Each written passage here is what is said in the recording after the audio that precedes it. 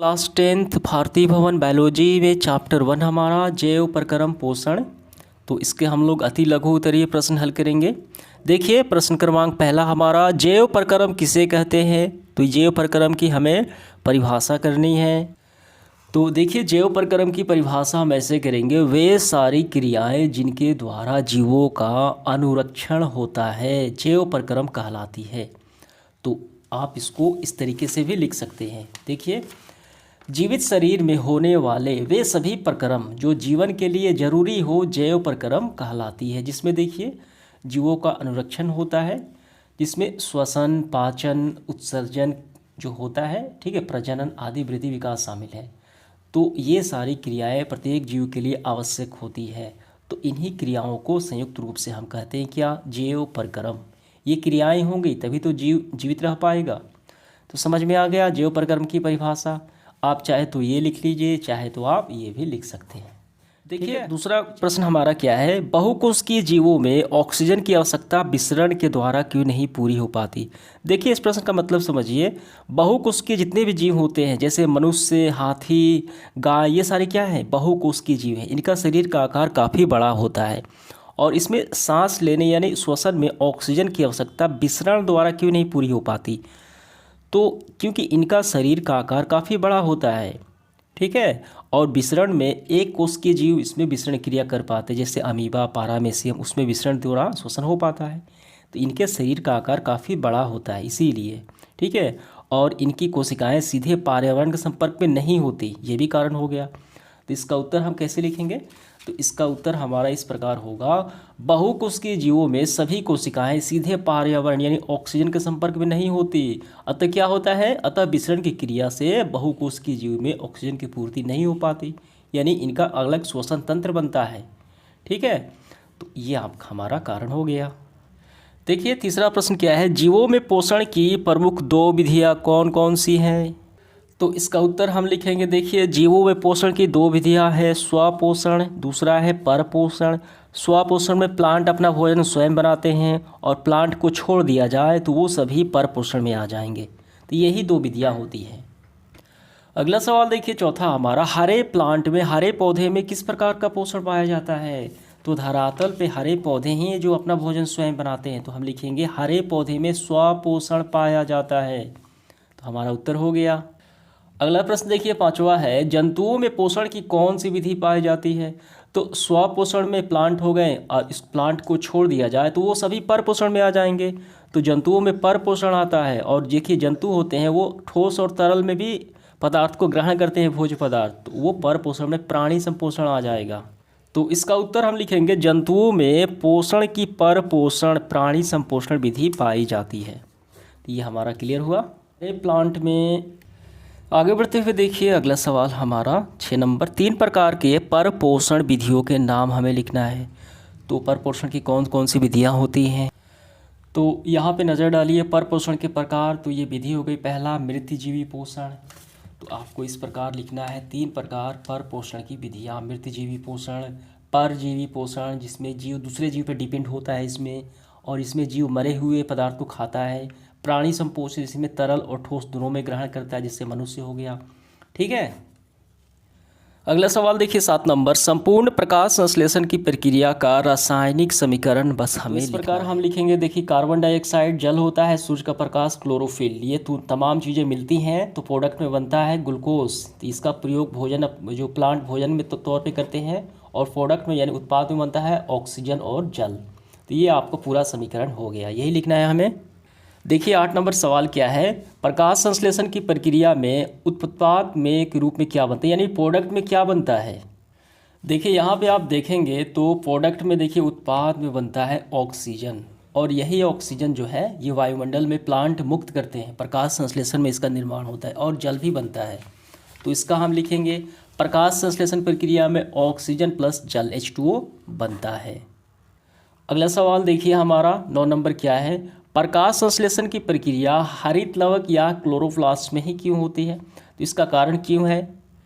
देखिए प्रकाश संश्लेषण की प्रक्रिया जो हरित लवक में होने की बात की जाए तो इसमें क्या पाया जाता है, क्लोरोप्लास्ट, और इसमें क्लोरोफिल वर्णक पाए जाते हैं। यही मुख्य वजह है कि हरे प्लांट में क्लोरोफिल मौजूद होने के कारण ये स्वपोषी होते हैं। ठीक है।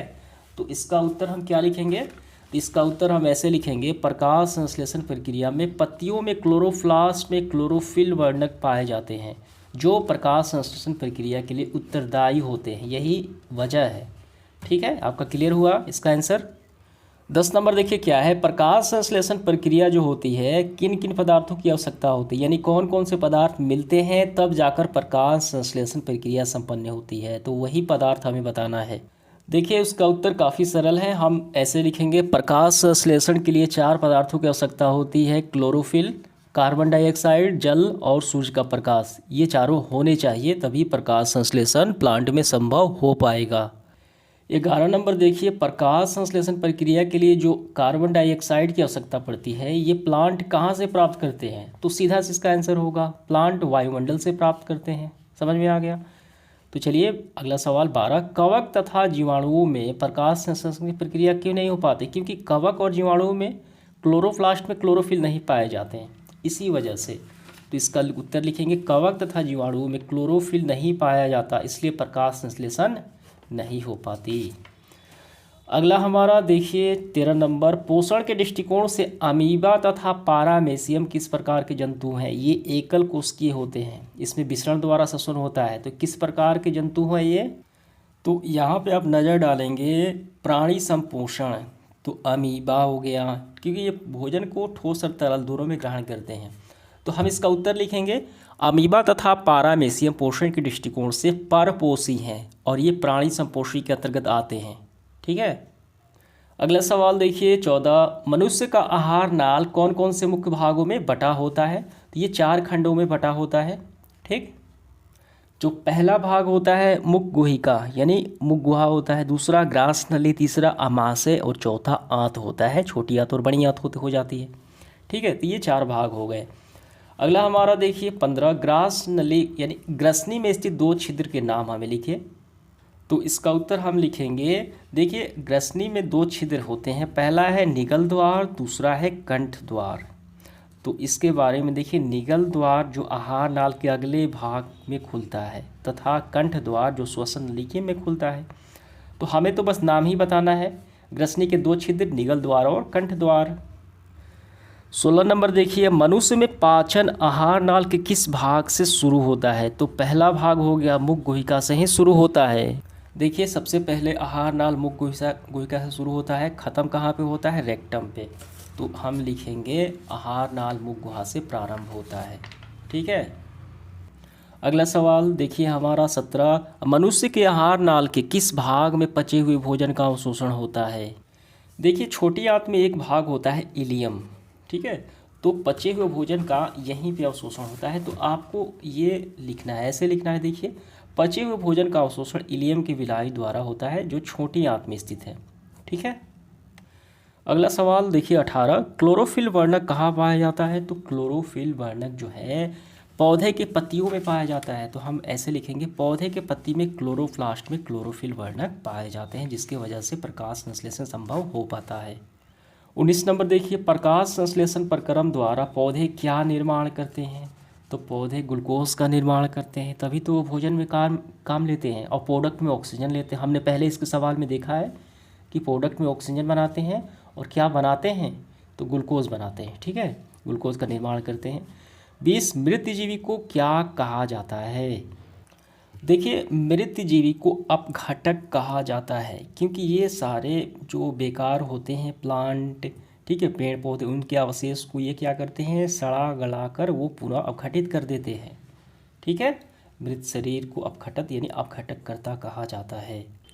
21 नंबर देखिए, जिस जीव के शरीर से परजीवी की परिभाषा क्या होती है? ऐसे जीव जो दूसरे जीव पर डिपेंड होते हैं, यानी जिस जीव पर वो डिपेंड होते हैं वो परजीवी अपना भोजन प्राप्त करते हैं, तो उन्हें क्या कहते हैं उस परजीवी को?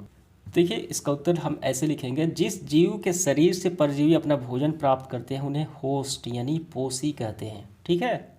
और देखिए परजीवी जो जीव होते हैं कौन कौन से होते हैं, आपको ये भी ध्यान रखना है, कवक, जीवाणु, अमरबेल, प्लांट में ये आ गया। ठीक है, तो ये जंतु में गोल कृमि, ये सारे क्या है? ये सब सारे परजीवी हैं। ये किसी न किसी जीव पे अपना भोजन प्राप्त करते हैं, उस पर आश्रित होकर, तो इन्हीं को हम कहते हैं पोषी। 22 नंबर देखिए क्या है, गोबर छत्ता में किस प्रकार का पोषण होता है वो हमें बताना है, ध्यान देना है। यहाँ पे देखिए मृतजीवी एक होता है परजीवी। मृतजीवी में क्या होता है कि मृतजीवी पौधे अपना पोषण सड़े गड़े कार्बनिक पदार्थों से प्राप्त, जैसे गोबर छत्ता, यानी इसे मशरूम कहा जाता है। तो गोबर छत्ता में क्या होता है, मृतजीवी पोषण होता है, यानी पर पोषण में मृतजीवी पोषण। आपको ऐसे ही इसका आंसर कर लेना है। अगला सवाल देखिए हमारा 23 नंबर, पत्तियों का कौन सा अंग कार्बन डाइऑक्साइड युक्त वायु का प्रवेश द्वार कहा जाता है। तो पत्तियों के प्लांट के पत्तियों में छोटे छोटे छिद्र होते हैं जिन्हें रंध्र कहा जाता है। तो हम इसका आंसर लिखेंगे पत्तियों के रंध्र, जिसमें वायुमंडल से कार्बन डाइऑक्साइड और ऑक्सीजन का ये क्या करते हैं, प्रवेश द्वार होते हैं। तो इसका आंसर क्या हो गया, पत्तियों के रंध्रों द्वारा, यानी स्टोमाटा द्वारा। अगला सवाल 24 नंबर देखिए, पोषण के दृष्टि से जंतुओं को क्या कहा जाता है। पोषण के दृष्टि से देखिए जंतु जो है वो पर पोषण में आ जाएंगे, सारे जंतु क्या आ जाएंगे, पर पोषण में आ जाएंगे, और स्व पोषण में सिर्फ प्लांट आ जाएगा। तो हम लिखेंगे परपोषी, ठीक है। इसके बाद देखिए 25 नंबर, अमीबा में भोजन का पाचन कहाँ होता है। तो हम लिखेंगे भोजन रसधानी में। एक एकल कोशिकीय जीव होता है अमीबा, भोजन रसधानी में, और इसमें प्राणी संपोषण होता है। 26 नंबर, मनुष्य में पाचन के लिए विशेष अंग क्या कहते हैं, उसे आहार नाल कहते हैं। इसका प्रथम स्तर मुख गुहा होता है। 27 देखिए, मनुष्य के जीभ के ऊपरी सतह पाए जाने वाली जो संरचना होती है उन्हें अंकुर कहते हैं, यानी स्वाद कलिकाएँ कहते हैं। 28 देखिए, मुख गुहा से भोजन कहाँ पहुँचता है। तो इसका उत्तर हम लिखेंगे मुख गुहा से भोजन पहुंचता है ग्रास नली में। हम ऐसे लिखेंगे ग्रास नली। मुख गुहा से लार में सना हुआ भोजन निगल द्वार के द्वारा ग्रास नली में पहुंचता है, ठीक है। इसके बाद देखिए 29 नंबर क्या है, ग्रास नली के दीवार की सतह से होने वाली सिकुड़न तथा फैलाव को क्या कहते हैं। तो ग्रास नली के दीवार पे सिकुड़न और फैलाव को जो देखिए संयुक्त रूप से क्रमाकुचन कहते हैं। क्या कहते हैं, क्रमाकुचन कहते हैं। तीसरा सवाल देखिए क्या है, भोजन में मौजूद प्रोटीन को पेप्टोन में कौन सा एंजाइम परिवर्तित करता है। तो इसका उत्तर देखिए लिखेंगे पेप्सिन नामक एंजाइम में बदल देता है। पेप्सिन भोजन में प्रोटीन कार्य से पेप्टोन में बदल देता है, ठीक है। तो एंजाइम कौन सा हो गया, पेप्सिन। अगला सवाल देखिए 31 नंबर, आहार नाल का सबसे लंबे भाग को क्या कहते हैं। तो छोटी आंत सबसे लंबी भाग होती है आहार नाल की। यहाँ पर भी आप नज़र डाल सकते हैं, देखिए इसकी लंबाई 6 मीटर होती है, ये सबसे लंबी भाग होती है छोटी आंत। अगला सवाल देखिए 32, शरीर की सबसे बड़ी ग्रंथि कौन सी है। शरीर की सबसे बड़ी ग्रंथि यकृत कही जाती है। इसका वजन देखिए भार कितना होता है, 1.5 यानी 1.5 kg इसका भार होता है। तो हमें बस नाम ही बताना है, यकृत हो गया। अगला सवाल देखिए 33, पाचन की क्रिया कहाँ पूर्ण होती है। तो देखिए आहार नाल के इस भाग में पाचन की क्रिया पूर्ण होती है, यानी छोटी आंत में पाचन की क्रिया पूरी हो जाती है। अब इसके बाद देखिए 34, छोटी आंत एवं बड़ी आंत के जोड़ों पर अवस्थित नली को क्या कहते हैं, जो बीच में जुड़ी होती है। तो यहाँ पे देखिए छोटी आंत और बड़ी आंत के जोड़ों पर नली होती है जिसे सीकम कहते हैं। अब इसके बाद आखिरी सवाल हमारा, अपचा भोजन अस्थायी तौर पे कहाँ संचित होता है, कहाँ स्टोर हुआ होता है। तो इसका उत्तर हम लिखेंगे अपचा हुआ भोजन अस्थायी तौर पे रेक्टम में क्या होता है, संचित होता है, ठीक है। तो इसका आंसर हमारा पूरा हुआ। ये हमारा सेशन समाप्त हुआ। धन्यवाद।